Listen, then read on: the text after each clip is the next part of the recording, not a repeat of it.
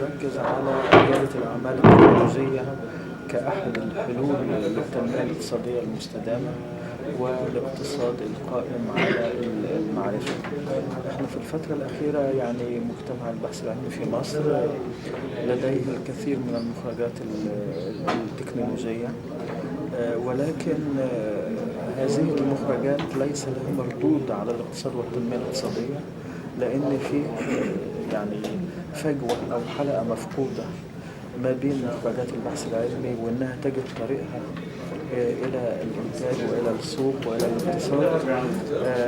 الورشة دي على مدار 3 أيام بتركز على الآليات التمويل المتاحة في المجتمع المصري لتحويل هذه المخرجات التكنولوجية ورواد الأعمال التكنولوجيين اللي عندهم أفكار مبتكرة إلى منتج أو إلى شركة تكنولوجية ناشئة أو إلى قيمة اقتصادية مضافة. بتركز كمان على التدريب والتوعية بحقوق الملكية الفكرية والعلامات التجارية وحق المؤلف والتصميم الصناعي، وكل هذه هي أدوات ومدخلات رئيسية في أي صناعة تكنولوجية قائمة. الورشة أيضا ستركز على كيفية عمل الخطط التنفيذية أو ما يعرف بالبيزنس بلان، ازاي رائد الأعمال يصل بفكرته إلى فكرة مكتملة ناضجة لها يعني مردود اقتصادي ولها خطة عمل واضحة إلى آخره. يعني هي جهود مشتركة بين الأكاديمية كممثلة لمجتمع البحث العلمي في مصر والإسكوا كأحد المنظمات الدولية المعنية بنقل التكنولوجيا والمجتمع المدني ممثل في مؤسسة مصر الخير. تم في الآخر اعتمادها تقترح تصحيح وتنقيح للتشريعات Bring It Up to Date، كانت فعلا عم تجمع ما هو يتم اليوم.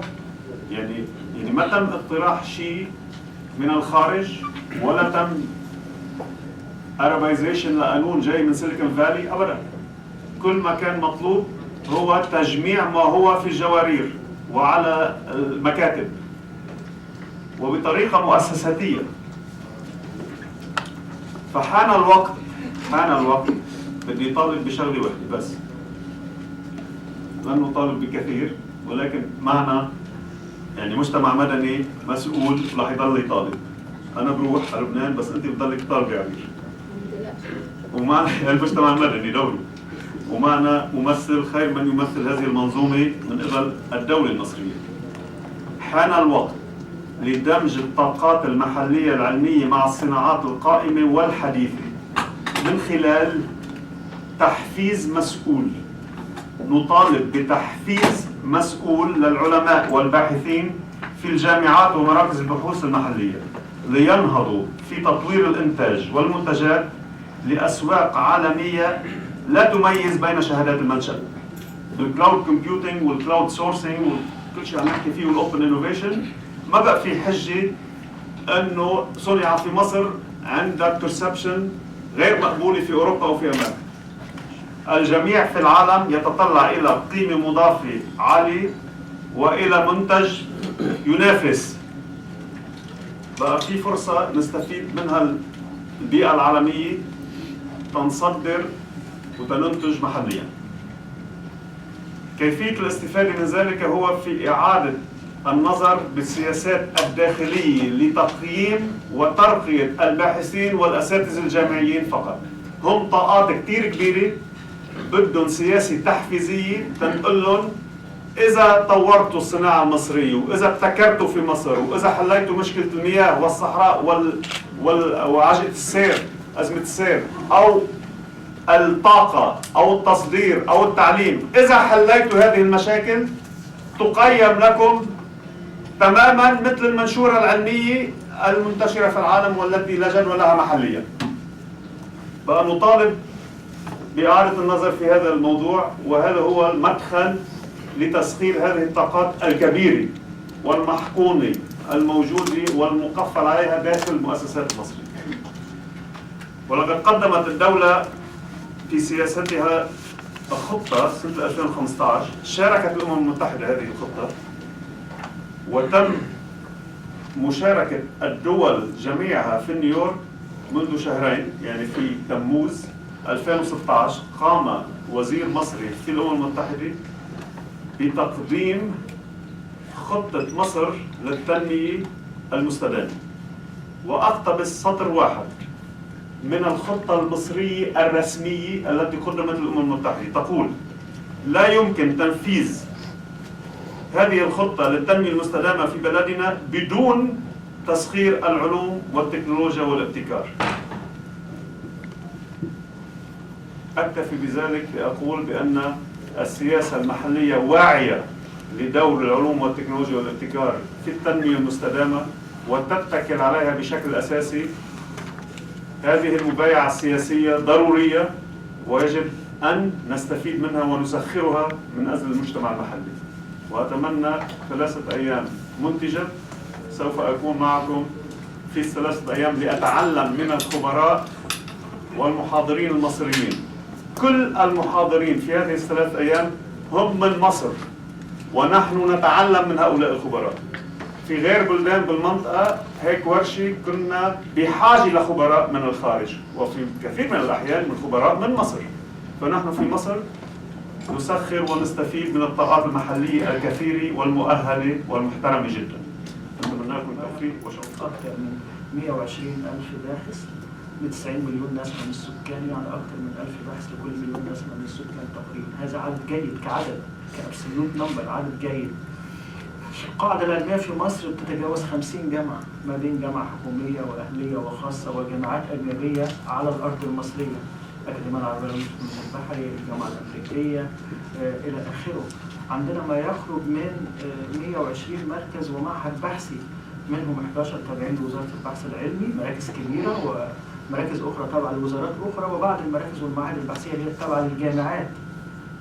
عندنا في النشر العلمي الدولي نشر علمي دولي لا بأس به، يعني دايما بنقولها إن عدد الأبحاث المنشورة دوليا من مجتمع البحث العلمي في مصر هو من أفضل 4 في المنطقة، اللي هم طبعا تركيا، إسرائيل، إيران، مصر، وحاليا السعودية بدأت تدخل كأفضل الدول اللي عندها نشر علمي دولي. كل دي فرص أو كل دي يعني نقاط قوة في منظومة البحث العلمي. لكن في نقاط ضعف طبعا. ايه نقاط الضعف؟ ان مردود الاستثمار في البحث العلمي غير ملموس. يعني لما نيجي نقول دلوقتي الدستور بيقول 1% من الدخل القومي للبحث العلمي، تتكلم مع وزير التخطيط يقول لك بس اشوف حاجه يعني من البحث العلمي، يعني ايه هو المردود الاقتصادي من البحث العلمي؟ اعتقد اللي احنا بنتكلم فيه ده دكتور فؤاد هو بيحل جزء من هذه المشكله وهذه المعضله. هناك ابتكارات، هناك براءات اختراع مسجلة، هناك أفكار مبتكرة، هناك رواد أعمال تكنولوجيين، لكن ينقصهم بعض المساعدات والبيئة المشجعة وبعض التدريب حتى تتحول هذه المخرجات إلى قيمة اقتصادية مضافة، وأعتقد أن هو ده الابتكار. وبالتالي صانع القرار والمجتمع لما بيقولوا إحنا عايزين اقتصاد قائم على المعرفة يحسوا. عايزين نقول لهم إن إحنا السنة دي نشرنا مش عارف 9000 ورقة بحثية في مجلات عالمية، وترتيبنا رقم 37 من 225 دولة في النشر العلمي الدولي، وعندنا السايتيشن كويس، والنشر العلمي متوسطه هو المتوسط العالمي. لكن عايزين نقول لهم كمان إن تم تصنيع كذا منتج صنع في مصر، تم تسجيل كذا شركة تكنولوجية برأس مال كذا، بتشغل كذا شاب، بتضيف للاقتصاد كذا، صرفته على البحث العلمي مثلا $1,000,000 جنيه، فادي العائد منه. مش لازم يبقى 1 لواحد في المرحله الاولى، لكن احنا محتاجين الى قصص نجاح. من مميزات ورشه العمل دي برضه انها تستعرض بعض القصص على ما اظن، يعني اللي هو الناس خدوا التجربه يعني. واحنا عندنا تجربه ما اعرفش في اكاديميه البحث العلمي بعض النماذج. بايو بيزنس كان احد المشروعات اللي كان بيشتغل على جهاز مراقبة العناية المركزة، وكمل زي ما الدكتور فؤاد بيقول مفيش حاجة اسمها ان انا لازم تبقى تكنولوجيات منافسة طبقا للمعايير الدولية وتبقى معتمدة، ونجحوا بالفعل انهم ياخدوا CE مارك، يعني يقدر يبيع المنتج في اي مجال. انا مش عايز اقعد اتكلم كتير ومش يعني، بس انا برضه في كل مرة بيبقى عندنا عمل مشترك مع الإسكوا، إحنا بنستفيد. الحضور مختلفين، إحنا فضلنا لسنوات كتيرة نكلم نفسنا كمجتمع أكاديمي، يعني الله يروح مؤتمر نتكلم مع الأساتذة ومع الباحثين ونستعرض الأبحاث وإلى آخره. أنا بالنسبة لي ده بيبقى الجانب الآخر المهم جدا جدا جدا، وإن ثقافة إن البحث العلمي والابتكار في كل المجتمع، ليس فقط في الجامعات وليس فقط في المراكز والمعاهد البحثية. المجتمع البحث العلمي هو كل المجتمع، وإن الابتكار المجتمعي والابتكار المفتوح وإلى آخره وريادة الأعمال هي أحد أهم مقومات الاقتصاد القائم على المعرفة. يعني أنا مش عارف بقى، مش عايز أقول الكلام، لكن أنا برضه كان أحد الزملاء أهداني كتاب كان هو أحمد الألفي، كان عن ريادة الأعمال في العالم، كان كتبه أحد الخبراء في السيليكون فالي.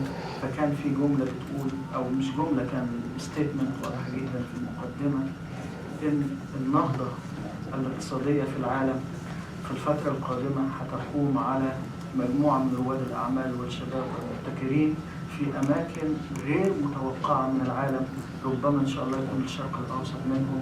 أنا بشكر حضراتكم، وإن شاء الله